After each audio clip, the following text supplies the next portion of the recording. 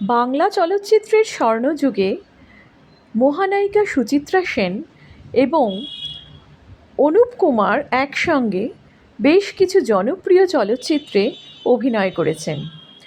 সাধারণত উত্তম কুমার সুচিত্রা সেন জুটির প্রধান ছবির বাইরে অনুপ কুমার চরিত্রাভিনেতা হিসেবে গুরুত্বপূর্ণ ভূমিকা পালন করতেন। 1954 সালে মুক্তি পেয়েছিল অগ্নিপরীক্ষা।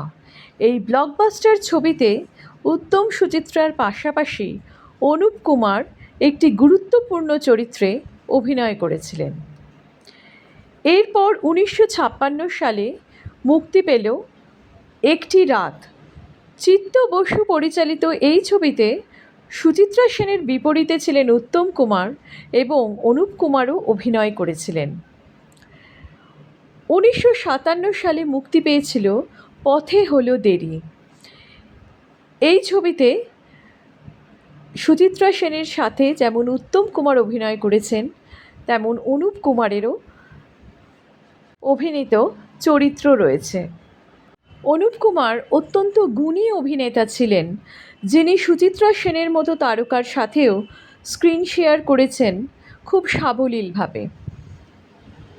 পর্দায় সুচিত্রা সেনের সাথে সাবলীলভাবে অভিনয় করলেও পর্দার বাইরে সুচিত্রা সেনকে খানিকটা এড়িয়ে চলতেন অনুপ কুমার।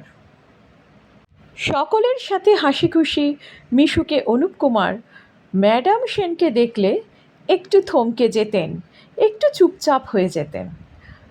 কারণটা অবশ্য একেবারে অন্য রকম। সুচিত্রা সেন খুব পিছনে লাগতেন অনুপ কুমারের। ফ্লোরে দেখা হলেই ডাক দিতেন, এই যে ভালো ছেলে, এদিকে এসো, কখনো তুই কখনো তুমি বলে সম্বোধন করতেন। অনুপ কুমারের সাথে এতটাই মজা করতেন যে তিনি লজ্জায় পড়ে যেতেন। আড্ডায় বসলে সুচিত্রা সেন খুব আদি রসাত্মক কথা বলতেন। লাজুক প্রকৃতির ছিলেন অনুপ কুমার, আর তাই সুচিত্রা সেনের মজার ইয়ার্কি অনুপ কুমার শুনে লজ্জায় চোখ মুখ লাল হয়ে উঠত। সেই কারণে সুচিত্রা সেনের সামনে একটু গুটিয়েই থাকতেন অনুপ কুমার। আবার এই অনুপ কুমার অন্যদিকে যেমন ভানু বন্দ্যোপাধ্যায়, জহর রায় এদের সামনে নিজের মেজাজে থাকতেন। ভানু বন্দ্যোপাধ্যায় কিংবা জহর খুব ড্রিঙ্ক করতেন, আর অনুপ কুমার ওসবের ধারে কাছে যেতেন না।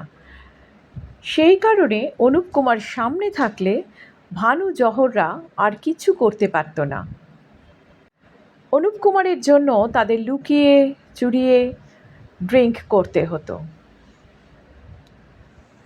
তারা যখন আউটডোরে যেতেন কিংবা কল শোয়ে কলকাতার বাইরে যেতেন, তখন ভানু কিংবা জহরের স্ত্রীরা অনুপ কুমারকে বলে দিতেন একটু খেয়াল রাখার জন্য। মহানায়ক উত্তম কুমারের সাথে অনুপ কুমার বহু বিখ্যাত ছবি করেছেন। তাদের মধ্যে পেশাগত বোঝাপড়া খুব ভালো ছিল। মহানায়ক উত্তম কুমারের ছবিতে পার্শ্ব চরিত্রে অনুপ কুমারের অনবদ্য অভিনয় মনে রাখার মতো, আর দুজনের ব্যক্তিগত সম্পর্কও ছিল দাদা ভাইয়ের মতো আন্তরিক।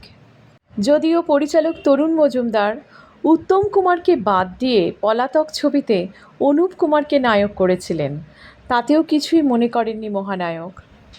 সাদরে গ্রহণ করেছিলেন অনুপ কুমারকে।